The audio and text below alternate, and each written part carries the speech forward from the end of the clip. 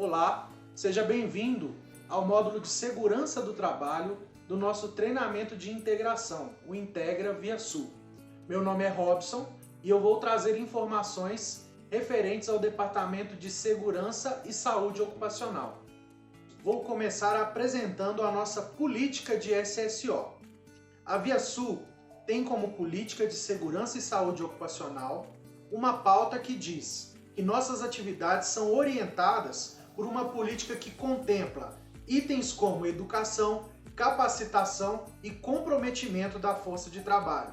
Tem como objetivo assegurar que ao término de todas as nossas atividades, a saúde e a integridade física de todos os colaboradores próprios ou contratados tenham sido preservadas, buscando sempre a eliminação de acidentes do trabalho e doenças ocupacionais. Na ViaSul Engenharia, temos como ferramentas normativas programas de segurança ocupacional como o PPRA, o PCMAT, o LTCAT e o PCMSO. Todas essas ferramentas visam identificar, quantificar e qualificar os riscos envolvidos em cada uma das nossas atividades e, com isso, propor medidas de controle que neutralizem, eliminem ou diminuam a exposição dos trabalhadores a agentes nocivos. Além dos programas de SSO, temos também a análise ergonômica do trabalho, que visa proporcionar uma melhor adaptação das atividades aos trabalhadores que as executam.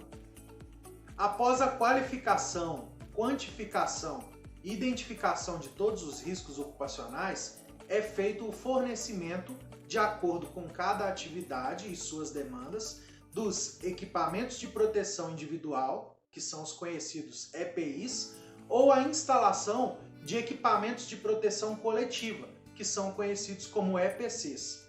Alguns exemplos de EPIs são capacetes, luvas, protetores auriculares, óculos de segurança, máscaras e respiradores, que são utilizados diretamente e individualmente por cada um dos colaboradores que os recebem. As proteções coletivas visam proteger um número maior de trabalhadores, como, por exemplo, guarda-corpo, corrimão ou algum dispositivo para neutralizar ou minimizar a ação de algum agente contaminante no ambiente de trabalho. Posso citar aqui, por exemplo, um exaustor que elimina a poeira de um ambiente de trabalho, ou uma cabine de enclausuramento que faz com que o ruído fique restrito num ambiente controlado. O objetivo principal da nossa política de segurança e saúde ocupacional é evitar a qualquer custo o acidente de trabalho e as doenças ocupacionais. Para se evitar o acidente do trabalho, é preciso antes que a gente conheça o conceito legal dessa terminologia. Na Lei 8.213, do ano de 1991, no artigo 19, a gente consegue ver o conceito legal e jurídico do acidente do trabalho, que diz o seguinte: acidente do trabalho é o que ocorre pelo exercício do trabalho a serviço da empresa ou pelo exercício do trabalho dos segurados, no inciso 7º do artigo 11 desta mesma lei, provocando lesão corporal ou perturbação funcional que cause a morte ou a perda ou redução permanente ou temporária da capacidade para o trabalho.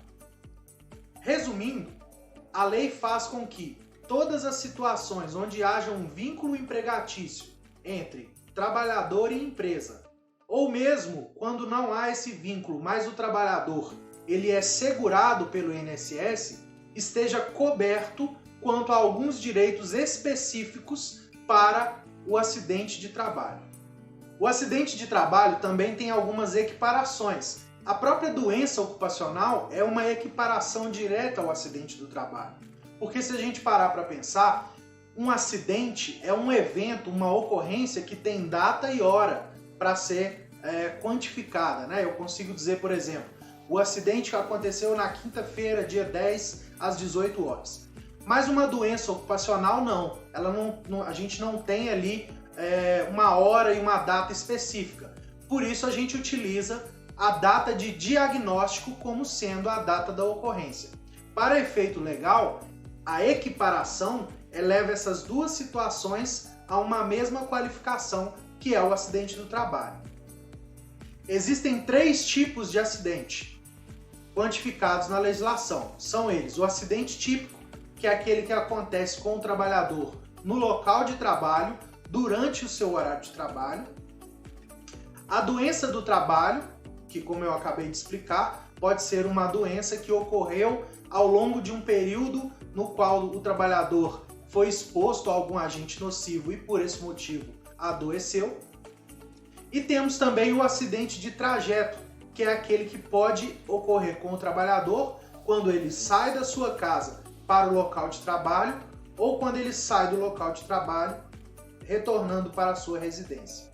Não importa se o acidente do trabalho é tipo 1, tipo 2 ou tipo 3, todos eles têm a mesma equiparação legal para efeitos de concessão de benefícios e também para registro junto ao INSS, que é o Instituto Nacional da Seguridade Social. Todas as empresas são obrigadas por lei a informar a ocorrência de todos os acidentes de trabalho ou de suas equiparações, desde que estejam caracterizados de acordo com a Lei 8.213.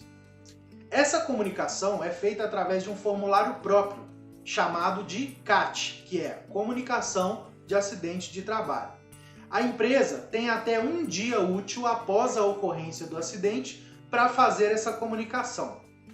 Esse formulário garante ao trabalhador e resguarda direitos muito específicos referentes ao acidente de trabalho. Cito, por exemplo, o recolhimento do FGTS no período de afastamento, que não acontece se o empregado estiver afastado por um motivo de doença que não esteja ligado ao acidente de trabalho.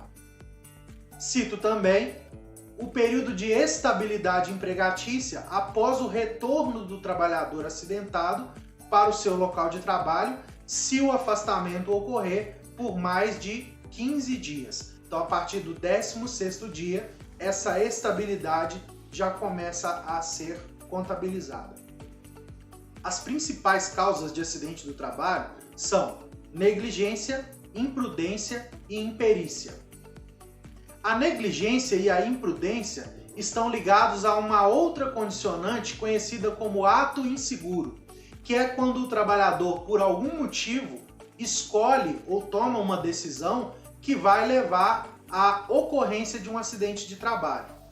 Como, por exemplo, utilizar improvisação de ferramentas, não utilizar os equipamentos de proteção individual, anular os equipamentos de proteção coletiva, não respeitar limitações de velocidade, sinalizações ou mesmo algum outro tipo de aviso. No caso da imperícia, a gente liga a uma outra situação que é uma condição insegura, pois não depende de uma escolha do trabalhador, e sim de uma condição na qual ele se encontra.